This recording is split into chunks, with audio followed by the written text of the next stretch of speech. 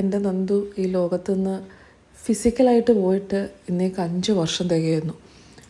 ഇന്ന് വെള്ളിയാഴ്ച, ഇതേപോലൊരു വെള്ളിയാഴ്ച തന്നെയാണ് ഡിസംബർ 6-ന് കറക്റ്റ് 5 വർഷം മുന്നേ നന്ദു ഈ ലോകത്തുനിന്ന് പോയത്. ലോകത്തുനിന്ന് ഫിസിക്കലായിട്ട് പോയിട്ടേ ഉള്ളൂ. നന്ദു എന്നും എന്നോടൊപ്പം തന്നെ ഉണ്ട്. എൻ്റെ ശക്തിയും ധൈര്യവും ഒക്കെ നന്ദുവാണ്.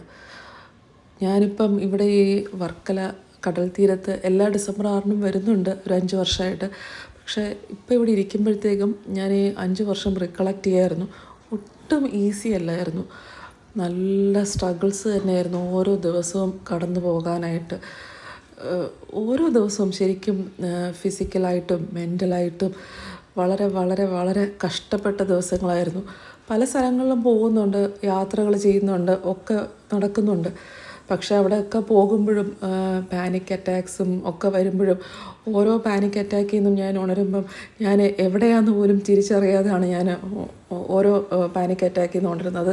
ശരിക്കും ഒരു പരലോകത്ത് പോയി തിരിച്ചു വരുന്ന അവസ്ഥയാണ്. ആ അവസ്ഥയിൽ കൂടെ പാസ് ചെയ്യുമ്പം അതിൻ്റെ ഒരു വേദന ഭയാനകവും ഭീകരവും ഒക്കെയാണ്.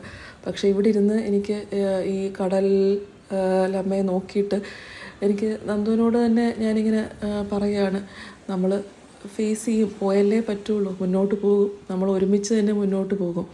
അതാണ് എനിക്ക് ഇപ്പോഴും തോന്നുന്നത്. എല്ലാ പ്രാവശ്യവും കഴിഞ്ഞ 5 വർഷങ്ങളായിട്ട് ഇവിടെ വരുമ്പോഴും എനിക്കതാണ് നന്ദുവിനോട് ഞാൻ പറയുന്നത്. നമ്മൾ ഒരുമിച്ച് തന്നെ ഫേസ് ചെയ്തല്ലേ പറ്റുള്ളൂ. ജീവൻ ഉള്ളിടത്തോളം കാലം നമ്മൾ ഒരുമിച്ച്, ഞാനും മുരളിയേട്ടനും നന്ദുവും ഒരുമിച്ച് തന്നെ ഇതിനെ ഫേസ് ചെയ്ത് ഞാൻ അതിജീവിക്കുന്നത് തന്നെ ഉള്ളൊരു വിശ്വാസം എൻ്റെ ഉള്ളിൽ എപ്പോഴും ഉണ്ടാവും.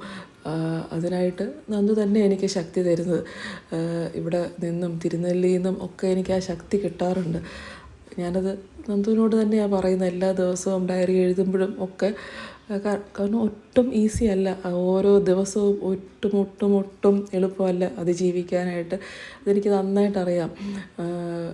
കരച്ചിലും സങ്കടവും ഒക്കെ ഉള്ളിലൊതുക്കി ചിരിച്ചും കളിച്ചും ഒക്കെ മുന്നോട്ട് പോകാനായിട്ട് എനിക്ക് പറ്റുന്നുണ്ട്. വിധിയെ മാറ്റി എഴുതാൻ എനിക്ക് കഴിവില്ല.